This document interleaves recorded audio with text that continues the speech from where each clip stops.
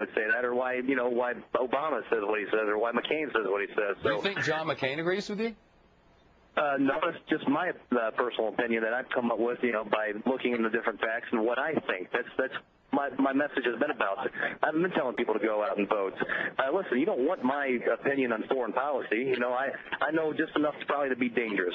Yeah, well, that's what I was kind of wondering. I wonder if you think it's dangerous at all for people to say a vote for Barack Obama is the same as a vote for Israel. If you think that's something dangerous for people to start believing, because what happens if the polls are right and he becomes the president of the United States and people start thinking this means the death of Israel? Are you worried what people might do if they actually believe something like that? Well, that's, again, goes back to what I just got done saying. I mean, some people believe it wholeheartedly. This gentleman I spoke to is middle America. Therefore, he had it's very important to him. Important to me, but I mean, especially important to this gentleman.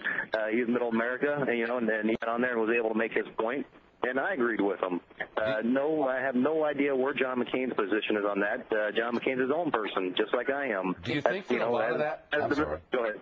I was just going to say, do you think a lot of that has to do with some hateful things that spread all over the Internet? I mean, after all, Barack Obama has said repeatedly, time after time, that there is nothing more important than the United States' friendship with Israel, and that the United States will back up Israel every moment of every day if and when he becomes president of the United States. He could not have been clearer about it in his positions and in his speeches. And I just wonder what it is that makes you think that he's lying about that.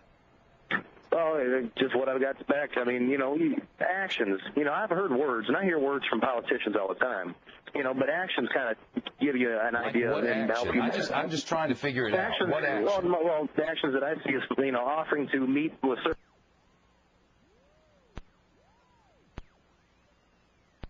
The campaign said in a statement released after you made those comments that. In fact, let's put the statement up on the screen, why don't we? This is what the McCain campaign released after you said that at the campaign event today. I believe we have it to put up on the screen. Yeah, here it is. While he's clearly his own man, speaking about you, so far Joe has offered some penetrating and clear analysis that cuts to the core of many of the concerns that people have with Barack Obama's statements and policies, whether it's Obama's willingness to sit down unconditionally with Mahmoud Ahmadinejad, or his plans to redistribute the paychecks of hardworking Americans. There is good reason to question the judgment that Obama would bring to the Oval Office. So that's what they put out. And I guess the fact that he has said he would meet with Ahmadinejad is something that you have taken to believe would be the death of Israel? Well, it definitely doesn't help the situation any. And, I'm sorry, Shepard, I'm not trying to be, dancing around this.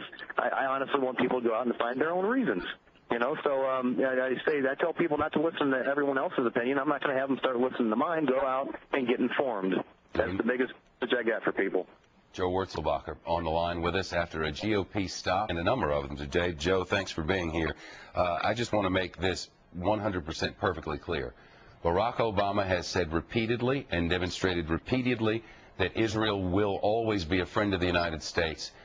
No matter what happens once he becomes president of the United States. His words.